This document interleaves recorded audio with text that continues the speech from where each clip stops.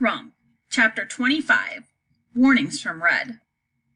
In a week the world was white with the first snow. My aunts huddled in the wool room near the fire with their work. I didn't want to be around any of that, so I took a walk to the village. Gnomes waddled around with their tongues out, trying to catch snowflakes. That reminded me painfully of Red. I scooped up a girl gnome with pigtails and a pudgy nose. "This message is for Red in the mountain." "For Red in the mountain," she squealed. I hadn't gotten a message from Red since I came to live with my aunts. I was a little worried. Was she all right? I wanted to talk to her, but with the gnome wriggling around in my arms, I found I didn't know what to say. "Dear Red, I'm living with my 3 aunts who are witches. My real name is Rumple, and it means I'm trapped in magic forever, and no one can help me. Opal is having a baby, and I might have to take it." I didn't think that message would inspire Red to respond. Mostly, I wanted her to send something so she would. I wanted to send her something so she would send a message back. "Dear Red, I'm in yonder now. It's not so cold here. And guess what? I have 3 aunts. And guess what else? I grew. Maybe I'm taller than you now. They also call me Robert here, so it's probably better if you do too. Your friend, Robert." The gnome scurried down the road until she was just a speck in all the white. After that, I walked to the village every day, even though it would be less than a week before Gnome came back with a message. It took 16 days.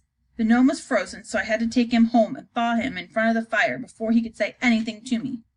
I was delighted at first, but then Red's message wasn't so cheerful. "Dear Robert, Lord Greedy Fatty Miller Oswald is withholding more rations because we're finding even less gold. I think that the king has found Opal out. Don't worry, I won't say anything about you-know-what. Obviously, Opal can't make gold out of straw, but the king can't kill her because you know. So the king has turned his wrath on the mountain, demanding more gold, but there is no gold, so everyone is really hungry and grumpy. Red. P.S. You might be taller than me, but I can still pound you."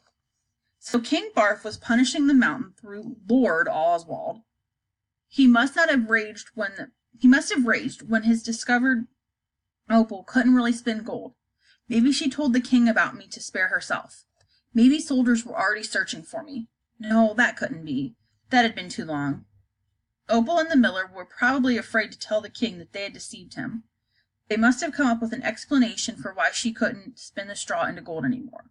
Like expecting a baby takes away her magic powers. Yes, I could believe that. But I wasn't too confident that Opal would think to say it. Poor Red. She sounded so miserable. Maybe I could cheer her up with a rhyme. But the gnome who brought Red's message ran away as fast as he could from my message. I guess even gnomes have their limits. I found another in the village and sent Red a poem. "I know a miller, greedy and fat. Smells like a troll, looks like a rat. He steals all the gold, and he creeps out like a cat. But one day the mountain fell down on him splat. I waited 7 days and went to the village every day to search for a gnome for Red. 16 days. 17. 18. I told myself it was because of the snow and ice. Maybe the gnomes refused to take any more message such a long distance. 20 days. 25 days. 34 days! It took 34 days to get a reply, and her message was even less than cheerful than the last. She didn't say anything about my poem. "Dear Robert, the miller has been asking me about you. He asked if I knew where you were, or if I'd heard from you. I wanted to punch his nosy nose, but I can't do that, so later I punched Frederick for no good reason. Well, he's Frederick, so that's a reason. Don't send a gnome back. I think the miller is starting to sniff with his oversized nose. Your friend, Red. P.S. As always, Granny says, watch your step." The miller was asking about me. I tried to swallow that hard lump that had risen in my throat.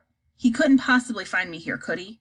I was far away in yonder, tucked in a little wood with 3 witches who were my aunts.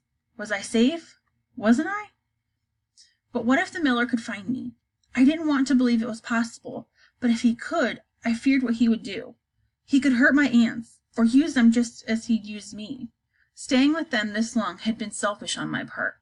I was putting them in danger, and they deserved nothing but kindness from me. So I should probably leave now.